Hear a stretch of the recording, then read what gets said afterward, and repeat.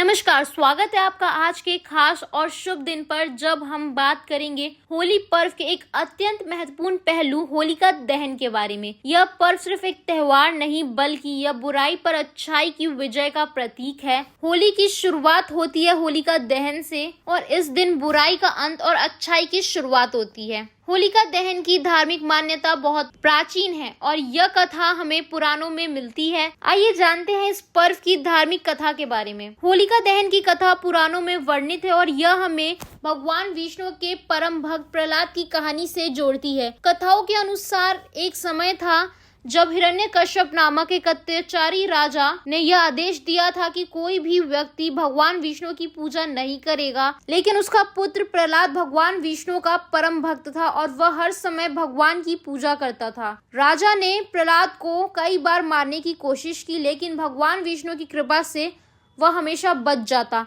अंत में राजा अपनी बहन होलिका से मदद मांगी। होलिका को वरदान प्राप्त था कि वह अग्नि से बच सकती है। राजा ने सोचा कि यदि प्रहलाद को होलिका की गोदी में डालकर आग में झोंक दे तो प्रहलाद जल जाएगा, लेकिन भगवान विष्णु की कृपा से होलिका जल गई और प्रहलाद बच गए। इस घटना के बाद होलिका दहन का पर्व मनाया जाता है जो अच्छाई की बुराई पर विजय का प्रतीक है। होलिका दहन का आयोजन फागुन मास की पूर्णिमा तिथि को होता है।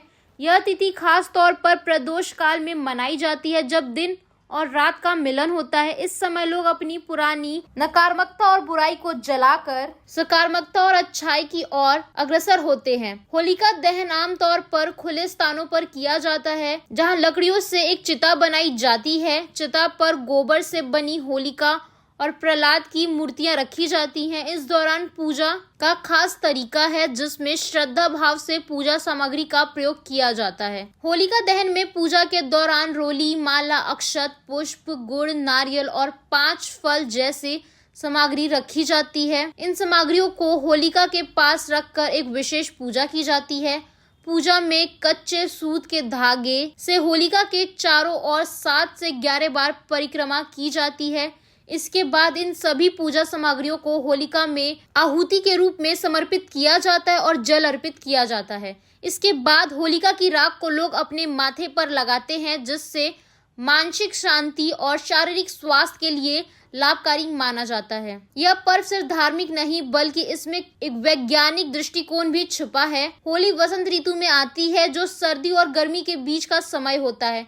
पुराने समय में लोग नियमित रूप से स्नान नहीं करते थे जिससे त्वचा रोगों का खतरा बढ़ जाता था।